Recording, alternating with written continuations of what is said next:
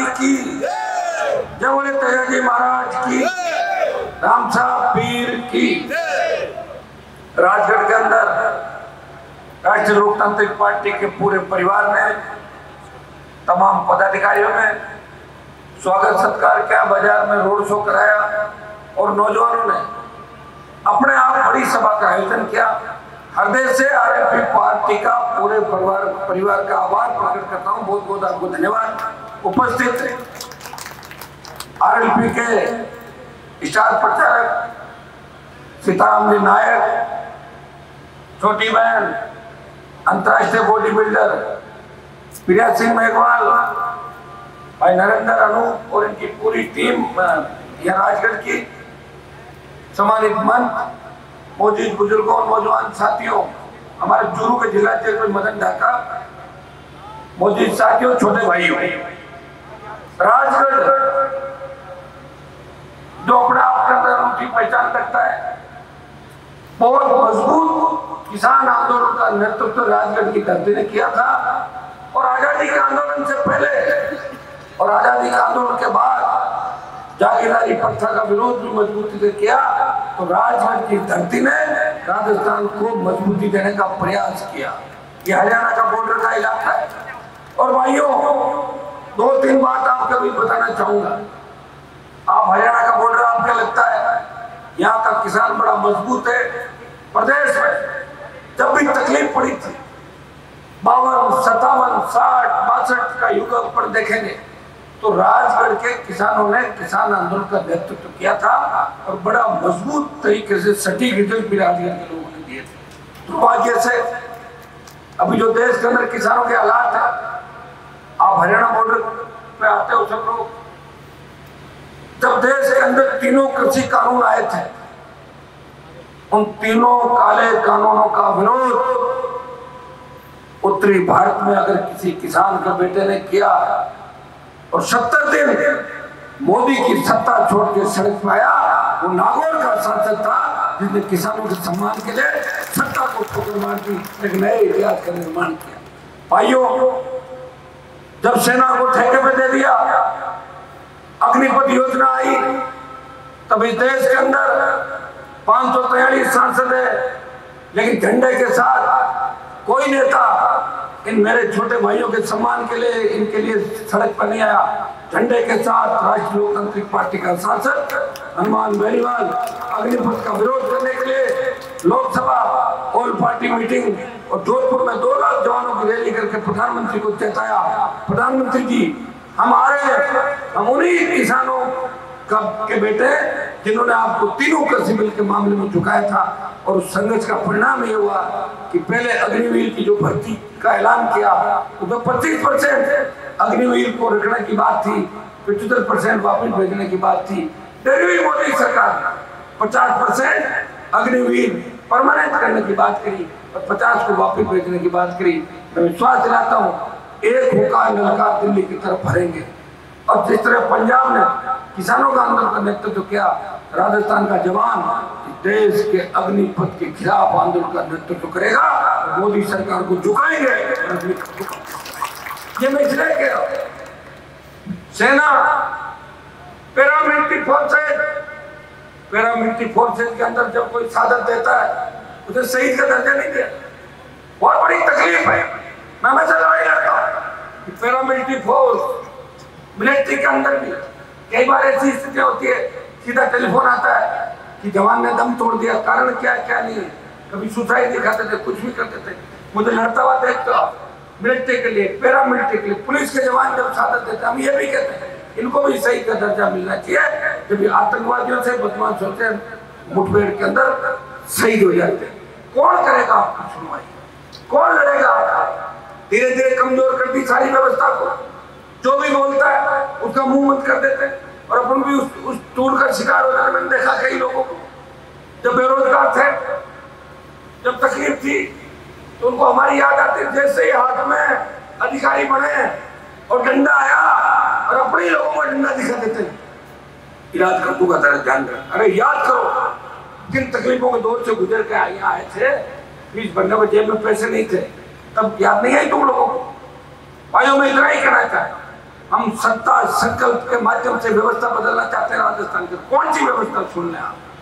थाने तहसील के अंदर अगर गांव का गरीब आदमी जाए, फटी धोती फटी जूती के अंदर कोई व्यक्ति तहसीलदार थानेदार से मिलने जाए तो तहसीलदार थानेदार बोले बाबा चाय पियोगे कोल्ड ड्रिंक लोगों बिराजो आप। ये व्यवस्था मैं राजस्थान के अंदर चाहता हूँ और राजगढ़ में विशेष रूप से चाहता हूँ क्योंकि राजगढ़ के अंदर तो आपके सीआई साहब लटक गए थे पंखे को, जान दे दी थी कि नहीं दी थी?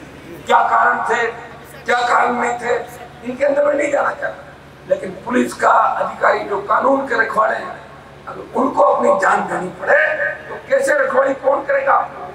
ये राजगढ़ की वही धरती है जहाँ पे किसान आंदोलन का नेतृत्व कर रहा दुर्भाग्य देख सारे हार्डकोर अपराधी, सारे क्रिमिनल यही से होकर जाते हैं बाड़मेर की घूमरा सारा।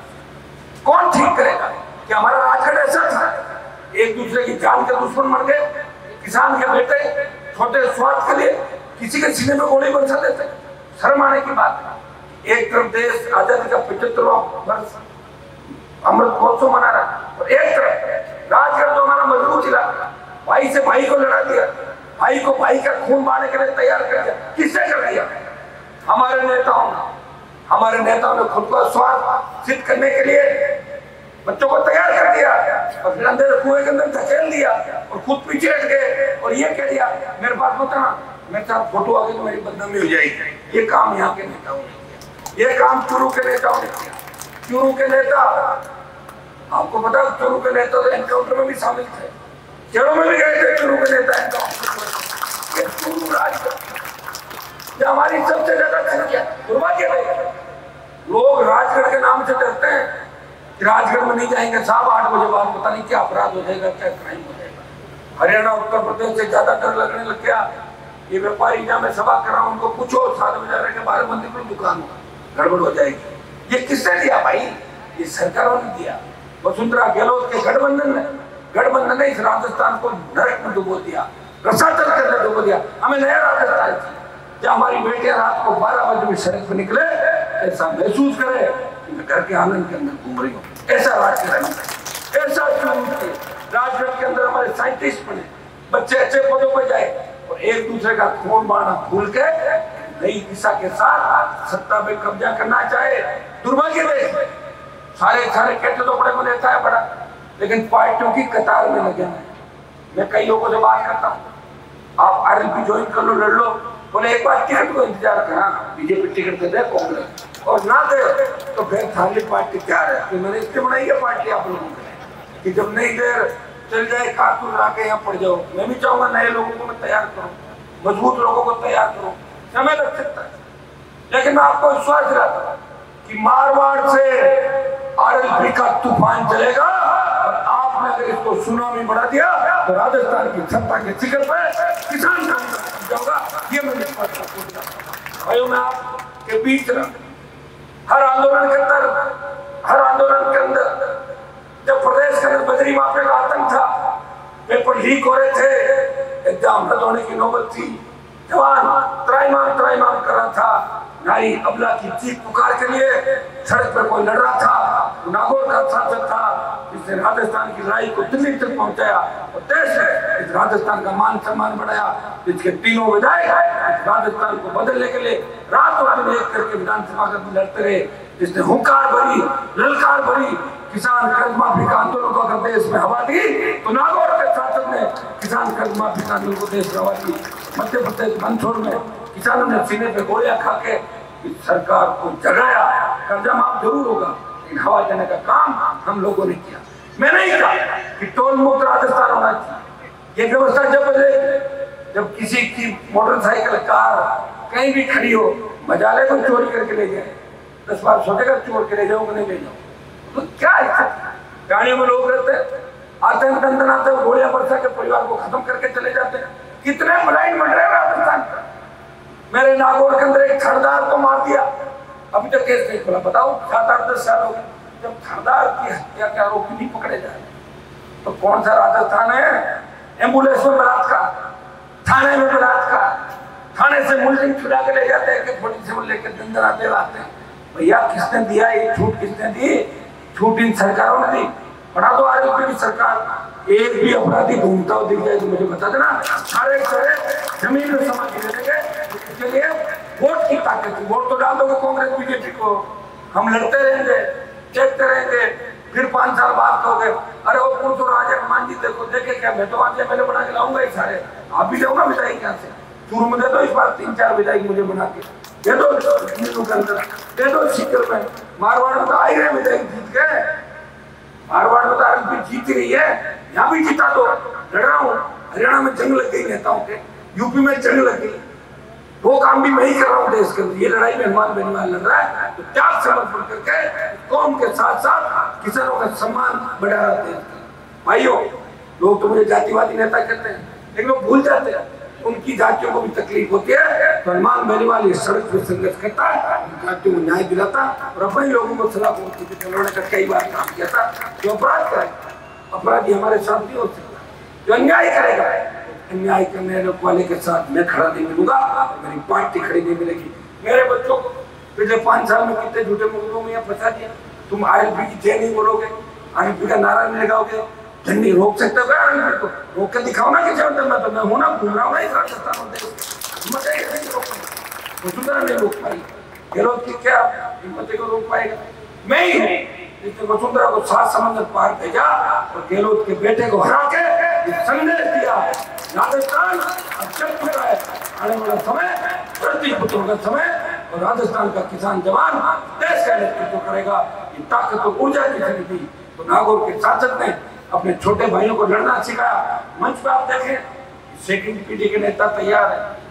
दूसरी जगह वंशवाद की राजनीति है, फलाने जी का बेटा, उनका पोता, उनका दोहिता, उनका भांजा ही चलता रहता 15-70 साल। उन वंशवाद करने वाले नेताओं को भी घर बिठाया, उनको जनता की याद दिलाई, गली गली घुमाया और उनका दिमाग ठीक किया। ये मेरे संघर्ष का इस परिणाम है। मैं धन्यवाद दूंगा सारे छोटे भाइयों का। हर जगह हर संघर्ष के अंदर आप मेरे साथ थे और मैंने भी पूरी जीवन और पूरी जवानी 20 साल आपके लिए समर्पित कर दी। जब तक किसान कौम का राजस्थान की सत्ता में कब्जा नहीं होगा, इसी तरह मेरा संघर्ष 36 कौम के लिए जारी रहेगा। बहुत बहुत आपको धन्यवाद। जय हिंद।